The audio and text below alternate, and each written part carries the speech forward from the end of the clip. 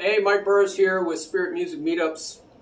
We're looking at some old dreams and visions and revelations that the Lord gave me that are still fleshing themselves out, which is amazing. This is November 14th, 2020. Healing.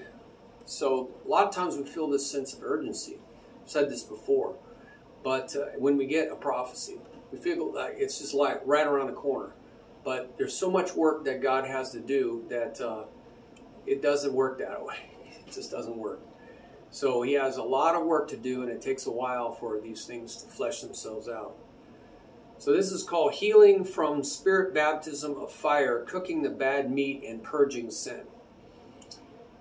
So I woke up with sharp pains in my gut from old pork in the refrigerator that I did not heat up last night, which was really dumb. I mean, I think it was cooked, but maybe it certainly was.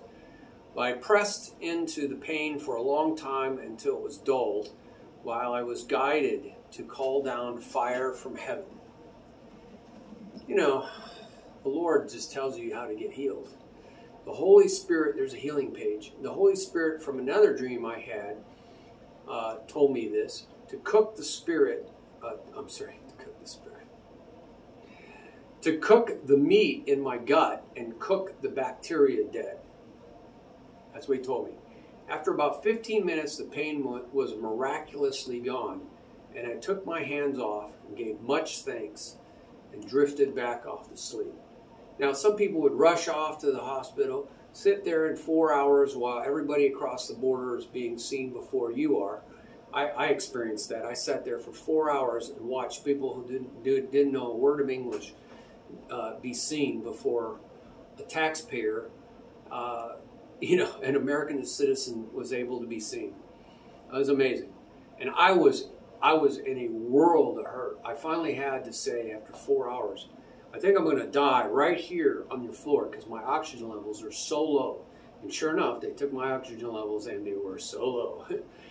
Because I had closed off my lungs at the time from painting, and then I was allergic to a lot of stuff in the yard, and then I was having breathing problems, and then I was painting, and I got all those fumes in me, and it just closed down my lungs. It was unbelievable sitting there. So a lot of things I've learned, just you've got to go to God in prayer right then and there.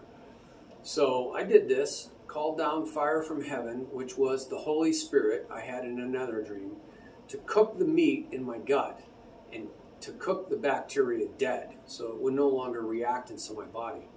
And sure enough, boom, 15 minutes.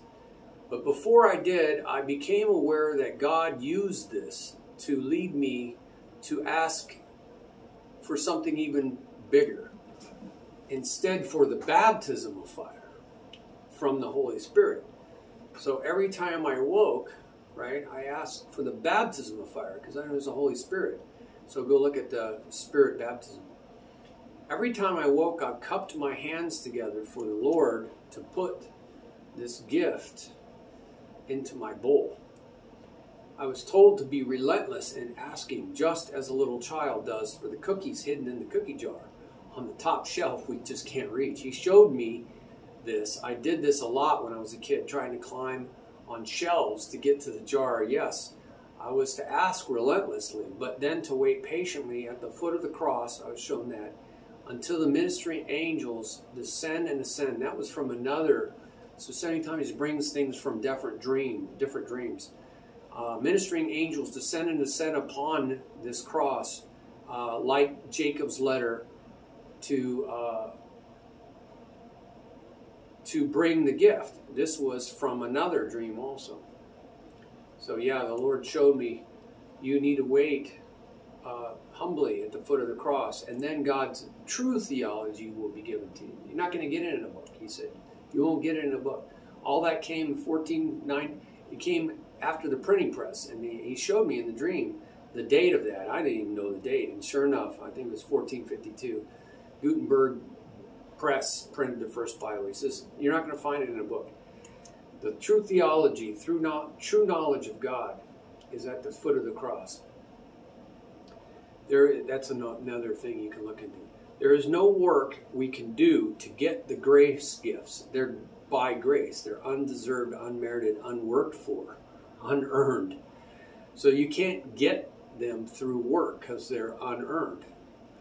Or work of the Spirit. There's none, right? There's no work. There's no doing. But we're told by a lot of Christians, oh, fast, that's a work. That's an Old Testament work. Actually, it's mostly a tradition of the elders. And yet we bring these works in. It's called borrowing from the Old Testament. It's a no-no. Go look at the Great Wall. All we can do is wait upon the Lord as we draw near to God so that he will draw near to us. And agizo means very close beside us. And this happens in conversational prayer, which is what I was doing. The baptism of fire is to purify a person for ministry. It burns out the impurities, right? That's what it does. And it's not the way we have been erroneously taught. Not the way we've been erroneously taught. So God burns out sin that will keep a person from going forward in serving. But it is not our ministry for God. This is Old Testament service in the flesh, which is might and power to obey God's commandments. So God burns out the sin that will keep a person from going forward in his serving. So that's what that's about. So we should be, that's what I was told to pray for. Baptism of fire. So it's beyond just praying for this to burn the impurities in my gut out. No, the new covenant, by definition, is radically different, unprecedented, sharing nothing with its predecessors, and thus superior. God reminded me that we are now his workmanship, and that he now works in us both to desire and to do his good pleasure. Philippians 2:12 and 13. He said that the coming fire prepares me to be what he called me to be. It's being. And that he takes care of all the work. All I can do, actually, is be relentless in my asking. Then wait for him to work. Wow. Yeah, and I think there's a lot on the holiness page about this. And the prayer page. Ask, seek, and knock are all present tense, usually participles, which means habits. Rituals, lifestyle, right? Routinely doing this. Ask, seek, and knock, A-S-K. Ask, it's really all the stories, the teachings of Jesus on this are ask until, it's implied in the word ateo, to ask until you receive, grab a hold for yourself. And seek, zeteo, means, crave. Absolutely ardently desire, search for until you find. Yeah, that's what he said. And then knock until the door is open for you. And there's so much written about perseverance in prayer. I mean, you can even look at Bible Gateway. Just look pray, and then the word persevere. Now, it might be steadfast, that's the same word, or endure, but I'm going to just be persive. Yep, Ephesians 6:18. He says praying at all times by the means of the Spirit. And we know in Paul's writings that's tongues. With all types of, that's the pos, all types, categories, classes of prayer and supplication. So praying is proseuchomai, which means conversational praying. It's a dialogue. And he says with all kinds of proseuche, prayer, and links to this desis, supplication. That's actually a monologue where we're asking. That's the asking part. But then there is the praying part, which is not asking. See, they're not the same. It's the listening part. To that end, keep alert. Literally means watch with your eyes wide open, vigorously, not falling asleep.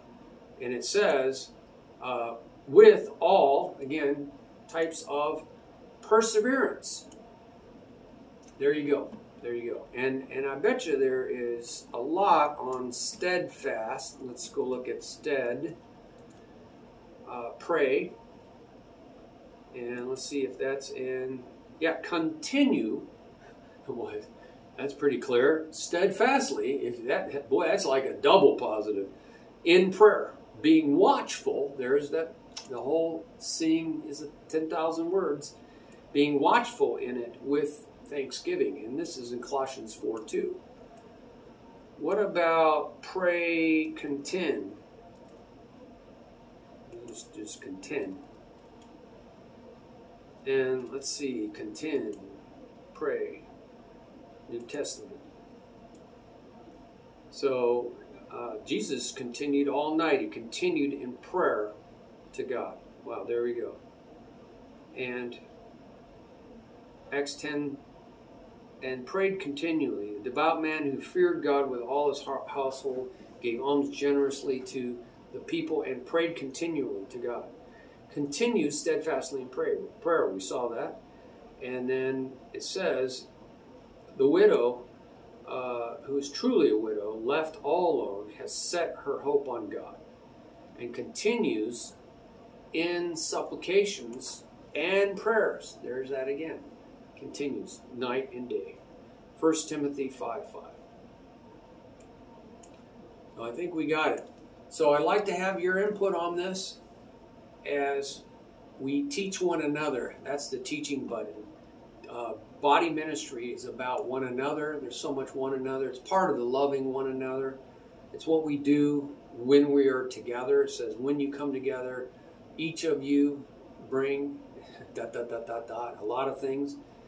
And so we each take turns, one after another, it says, 1 Corinthians 14. So there's a lot of when you come together passages. Not that many, actually.